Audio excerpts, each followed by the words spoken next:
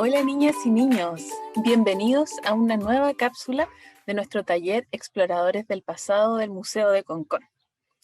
Si ustedes bien recuerdan, en las cápsulas anteriores estuvimos hablando de los dinosaurios. Hablamos de tiempos muy antiguos.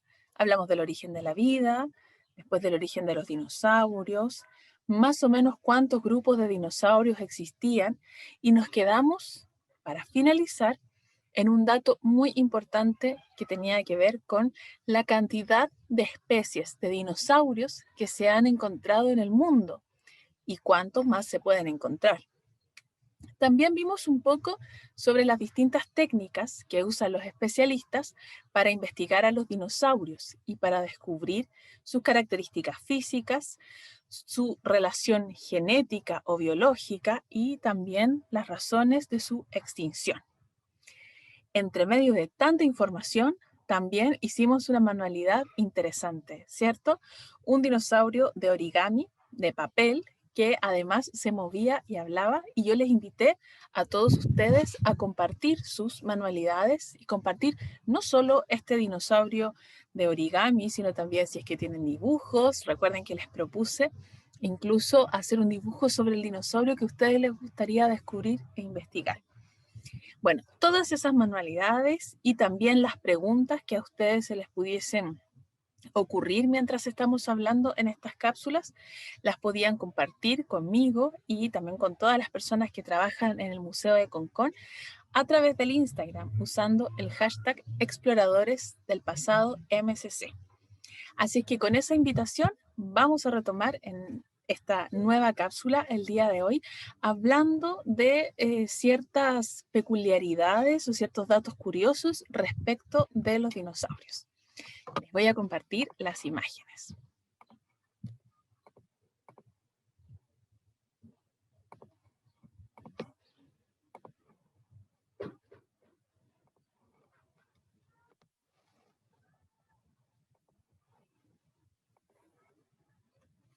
Ahí pueden ver anotado abajo en la pantalla el hashtag. Recuerden que si ustedes son muy pequeñitos y se les dificulta quizás escribirlo o no tienen redes sociales, pueden pedirle a sus papás o a sus hermanos mayores, si tienen autorización, que les ayuden a enviarnos un mensaje y así además estamos conectados en este ciberespacio y en estas características tan particulares que nos han tocado vivir este último tiempo. Bueno, vamos a hablar entonces de datos curiosos sobre los dinosaurios. ¿Recuerdan ustedes que en las cápsulas anteriores hablamos de qué era y qué no era un dinosaurio? Claro, dijimos que nuestros amigos los dinosaurios son reptiles terrestres. Otra cosa son los reptiles voladores y otras son los reptiles marinos.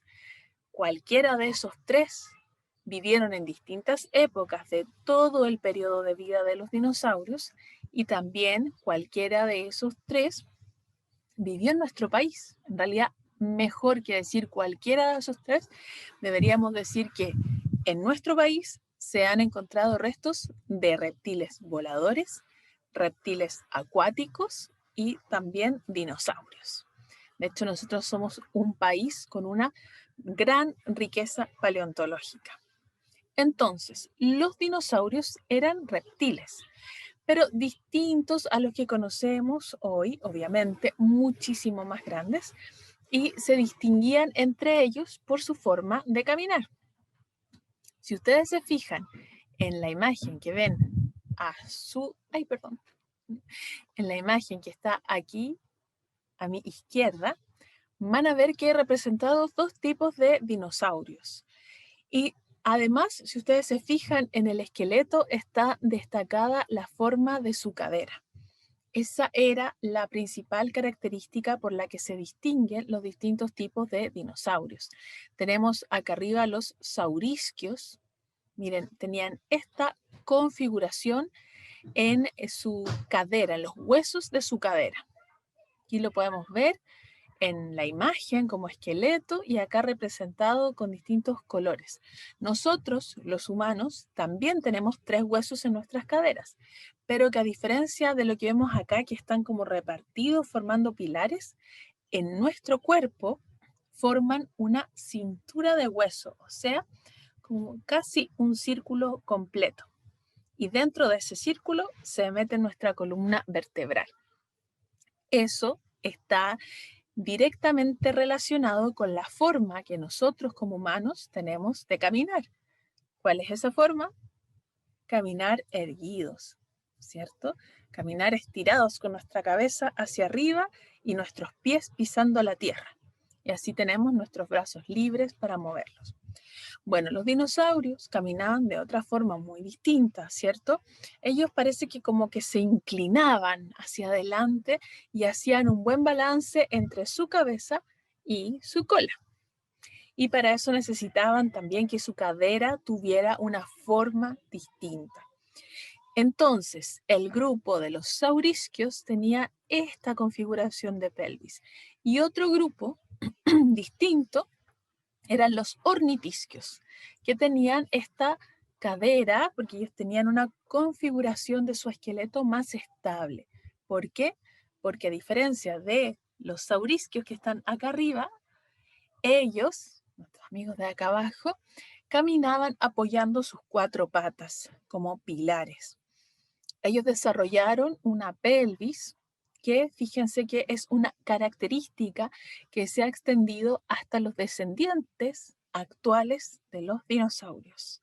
¿Recuerdan cuáles son esos descendientes? ¿Alguien me puede decir? Vamos a dejarlo ahí en pausa porque le vamos a responder un poquito más adelante.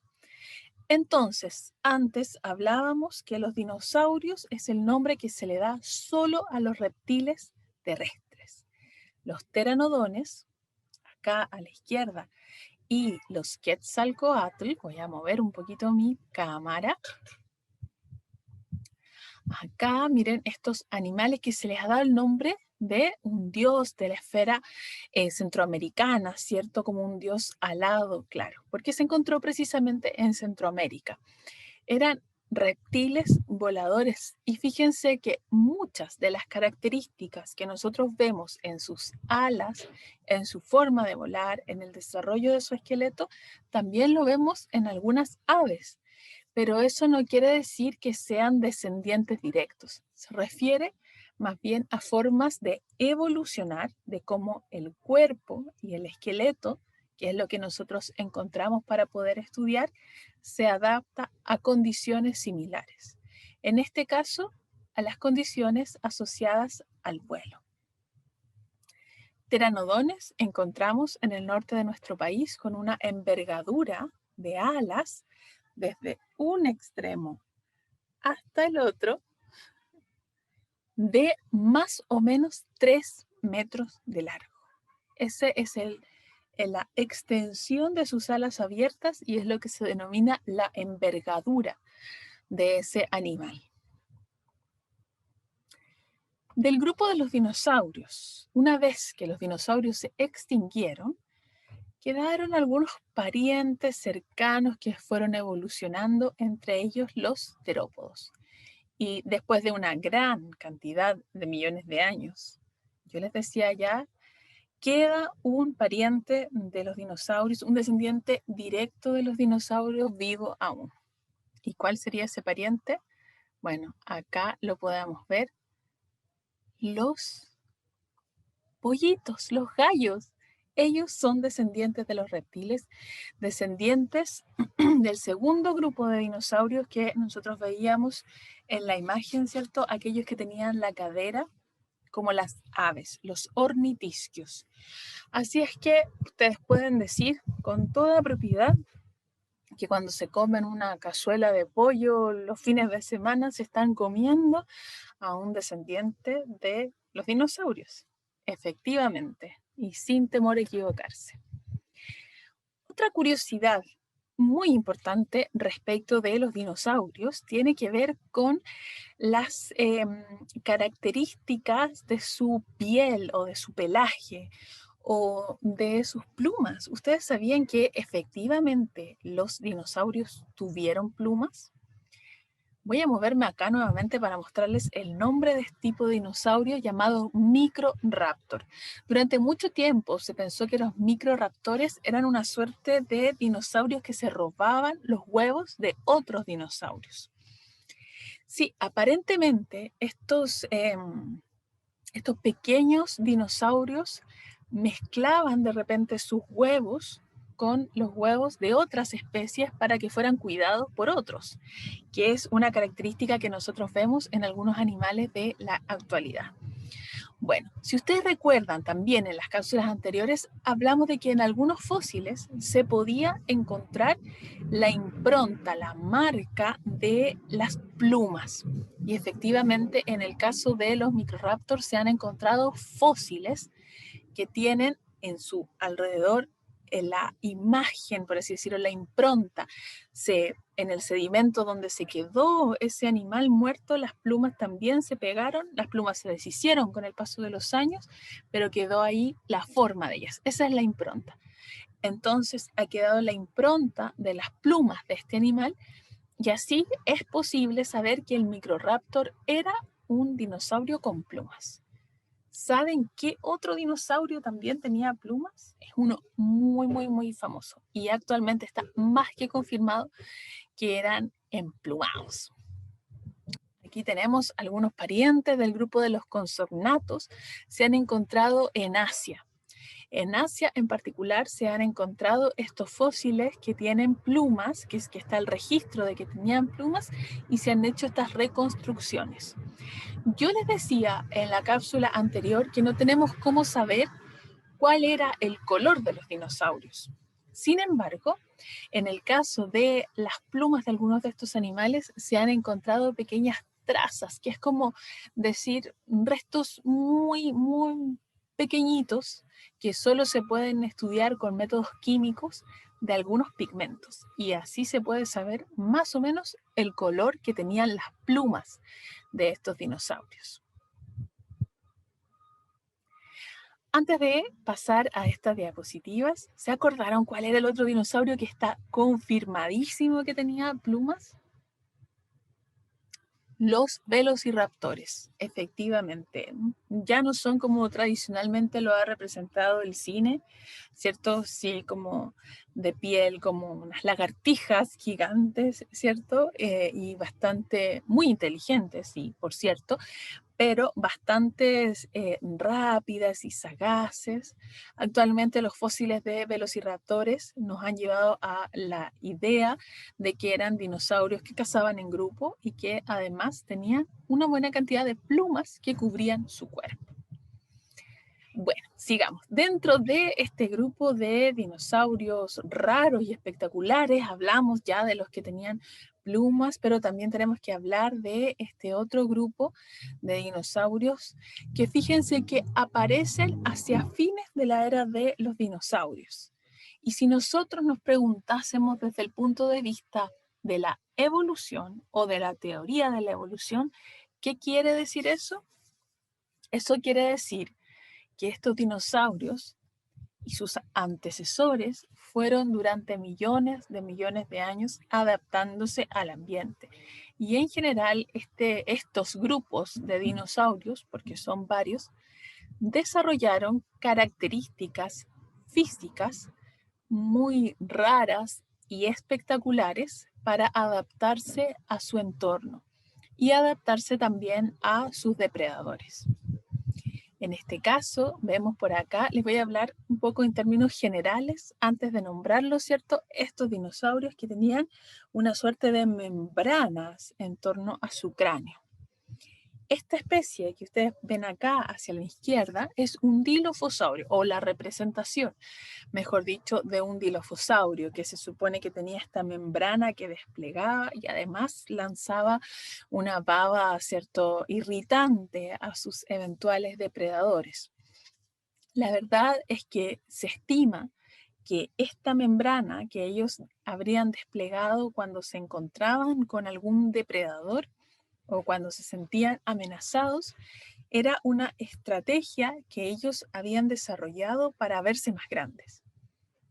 Ya que si ustedes se fijan, tenían el cráneo bastante pequeño eran delgados en relación con otros depredadores, ¿cierto? Como el T-Rex o el Carnotauro, o también como estos dinosaurios de cuello largo, ¿cierto? Y gran tamaño. Entonces, estos Dilophosaurus habrían extendido esta membrana para verse más grandes, más fieros, y tal como está representado en la imagen, habrían tenido algún tipo de irrigación, o sea, de paso de sangre por esta membrana, de muy particular para que esta membrana tomara ciertos diseños. Ustedes dirán, pero ¿cómo pasa eso? Bueno, piensen cuando nosotros de repente nos pasa algo un poco ridículo o nos da vergüenza y nos ponemos coloraditos acá, ¿cierto? Eso es la irrigación de nuestra piel, que lleva sangre a este sector y nuestras mejillas se calientan y se ponen coloradas. Bueno, algo así habría hecho el dilofosaurio para que su membrana tomara ciertos colores quizás y así verse un poco más fiero y amenazante ante sus depredadores o también incluso ante sus presas. También hubo otro grupo de dinosaurios, como los que vemos acá, me voy a mover nuevamente, como los que vemos aquí a mi derecha, que habrían desarrollado placas en su espalda y también en su cola algún tipo de eh, bloque, por así decirlo, de hueso, como placas también, ¿cierto? Para defenderse de sus depredadores. Pueden haber sido estos depredadores como el T-Rex, ya les decía yo, el Carnotauro, el Spinosaurus, y que se topaban a lo mejor en el mismo terreno con ellos. Pero la idea de estas estructuras que ellos desarrollaron era tener un lomo, en el fondo, muy duro, de tal forma que aunque estos animales de mayor tamaño los atacaran, no pudieran penetrar esas estructuras y no llegar a las partes sensibles de los animales, que son los órganos internos, el corazón, los intestinos, los pulmones, por ejemplo, que les habrían causado a ellos lesiones fatales.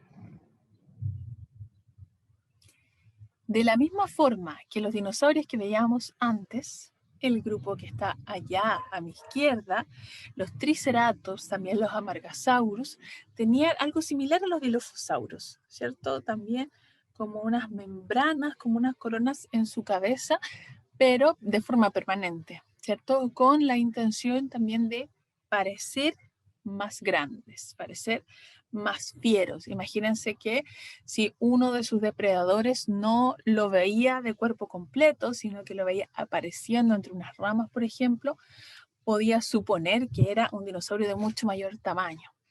Y por eso generalmente se representan estos dinosaurios como si tuvieran en estas crestas también algún tipo de coloración distinta que asemejara ojos, como lo que vemos en la actualidad con las polillas, ¿cierto?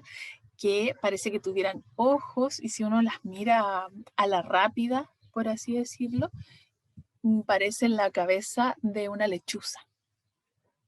Bueno, y este grupo de dinosaurios que tenemos acá también habría desarrollado estas crestas, pero ya con otra intención que es el intercambio o la mejor regulación de su temperatura corporal al tener mayor superficie de contacto con el exterior. Esto es como cuando estamos en pleno verano y hace mucho calor y nosotros hacemos la ropa así, ¿cierto? Como que nos ventilamos. Bueno, si ustedes se fijan, este dinosaurio aquí está representado como que la ropa le quedaba un poquito suelta y colgando, ¿cierto? Y estas crestas le permitirían estirar esa piel para mejorar su ventilación y así bajar un poco la temperatura si es que vivía en un clima muy cálido. Toda esta información que yo les estoy comentando, los distintos exploradores del pasado lo van corroborando con los lugares donde se encuentran estos fósiles y si efectivamente eran lugares, por ejemplo, muy cálidos o muy fríos, para así poder poner a prueba sus hipótesis respecto de la vida de estos dinosaurios. hablamos antes, cuando mencionamos los orígenes de los dinosaurios, hace 230 millones de años, que los primeros dinosaurios habían sido bastante pequeños, como animales domésticos, decíamos.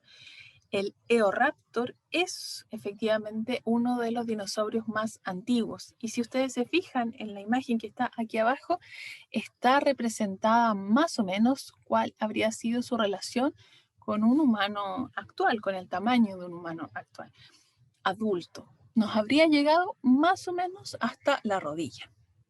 Bueno, estos dinosaurios se estima que para compensar ese tamaño pequeño probablemente cazaban en grupo y además tenían estas mandíbulas muy finas y con dientes efectivamente muy afilados para poder ser efectivos en el ataque de sus presas y muy rápidos. Así es que cuando ustedes les pregunten de los dinosaurios, lo primero que ustedes pueden decir es que es un mito que todos los dinosaurios fueron estos grandes reptiles. Los ancestros de estos grandes reptiles en realidad fueron dinosaurios bastante pequeños, del tamaño de nuestras mascotas. Si continuamos, entonces, ¿qué pasa con el T-Rex? Que es uno de los dinosaurios que se considera el gran depredador de este escenario de dinosaurios, ¿cierto? El T-Rex actualmente se considera que no habría sido el gran depredador y asesino que nosotros hemos conocido a lo largo de la historia. Actualmente se piensa que habían otros dinosaurios que en realidad les causaban bastantes dolores de cabeza a los T-Rex que daban la pelea allí, como por ejemplo los carnotauros o también estos herbívoros, que si bien, estos herbívoros de cuello largo, ¿cierto? Y grandes patas y cola larga también, que si bien no competían con los T-Rex por el alimento o tampoco los depredaban, sí al defenderse les podían generar a los T-Rex bastante daño. Por eso los tiranosaurios rex no podían simplemente llegar y atacar a presas de gran tamaño. Y actualmente la idea más aceptada es que los T-Rex eran dinosaurios que eventualmente cazaban en grupo y posiblemente eran carroñeros. ¿Qué quiere decir ser carroñeros? Se comían animales que ya estaban muertos, así evitaban la pelea y conseguían la cantidad de alimento que ellos necesitaban.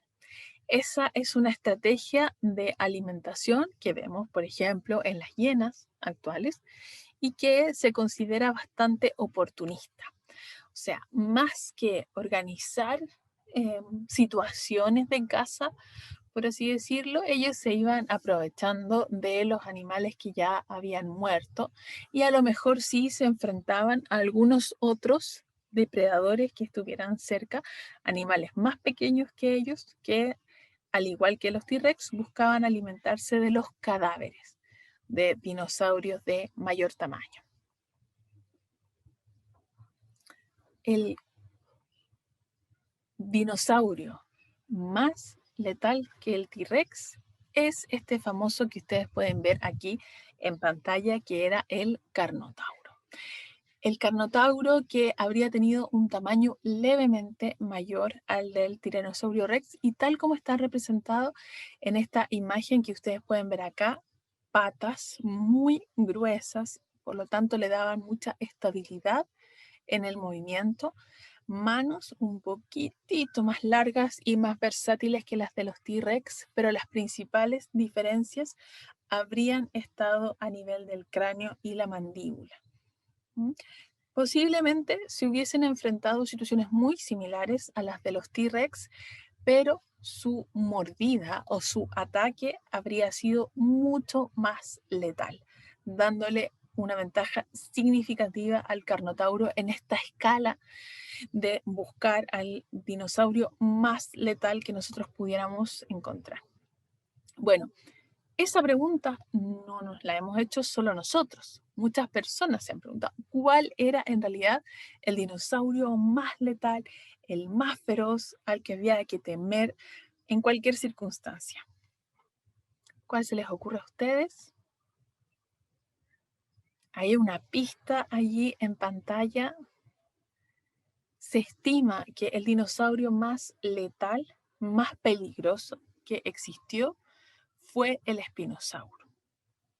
El Spinosaurus o espinosaurio, miren aquí, esta es obviamente una imagen artística, ¿cierto? Donde está representado en relación con los Mausonia, que son ancestros de los peces que nosotros vemos ahora, muy parecido a los celacantos que todavía viven por allí en algunos mares, y en relación su tamaño con los Oncopristis, que son parientes lejanos de los mamíferos marinos que nosotros conocemos en la actualidad, y en relación al tamaño de una persona. El Spinosaurus tenía adaptaciones que lo hacían bastante exitoso en distintos escenarios. Si ustedes se fijan, patas que habían desarrollado membranas entre los dedos, como las patas de los patos, por lo tanto les era bastante fácil desplazarse en el agua. Garras poderosas, me voy a correr aquí un poquito la imagen, garras bastante poderosas para herir y atrapar a sus presas, un cuerpo muy musculoso, si ustedes se fijan, una cola que les permitía encontrar su dirección en el agua, una mandíbula también muy larga como para atrapar presas pequeñas, pero también para poder sujetar con mucha fuerza presas más grandes, y esta espina dorsal que además les permitía estar en un ambiente entre acuático y terrestre y poder generar situaciones de intercambio de gases y regulación de temperatura si es que se encontraban bajo el agua. Aquí tenemos la representación, es una representación de un esqueleto de Spinosaurus. Si ustedes se fijan, no está ahí la figura de una persona, pero podemos ver aquí abajo unos carteles. Así que ustedes ahí se pueden imaginar que esos carteles están a la altura de una persona y podemos ver la relación que hay entre el tamaño de este espinosaurio y una persona, un adulto. Y aquí podemos ver con mucho mayor detalle la representación de sus garras, que está basada en fósiles que se han registrado, y esta mandíbula, sobre todo, con dientes muy afilados y que por tanto podían pillar a la presa y no solo herirla, sino también mantenerla allí en caso de que esta presa tratara de huir. Así es que actualmente se considera que este Spinosaurus fue el dinosaurio más letal que existió en toda la época de desarrollo de los dinosaurios. Vamos a dejar hasta acá esta cápsula donde hemos estado compartiendo datos curiosos sobre los dinosaurios. Si ustedes conocen algún dato de dinosaurios que consideran fundamental que todos nosotros manejemos, por favor, compártanlo con nosotros, escríbanos a través de redes sociales usando el hashtag Exploradores del Pasado MCC. Nosotros tenemos Instagram en el museo, Museo de Concón, @Museo de Concón, y allí ustedes nos pueden dejar entonces, usando este hashtag, sus dudas, sus comentarios, y por favor voy a estar esperando que nos den también algún dato curioso respecto de los dinosaurios que se podría haber quedado en el tintero. Vamos a retomar en la próxima cápsula viendo más datos curiosos respecto de estos grandes ancestros de nuestro mundo, y vamos a partir hablando de los saurópodos. Y ahora que lo pienso bien, creo que además vamos a compartir una noticia muy importante que este mes de enero de 2021 ha salido a la luz en relación con el mundo de los dinosaurios. Así que estén atentos y nos vemos en la próxima cápsula. Muchas gracias. Nos vemos, chicos.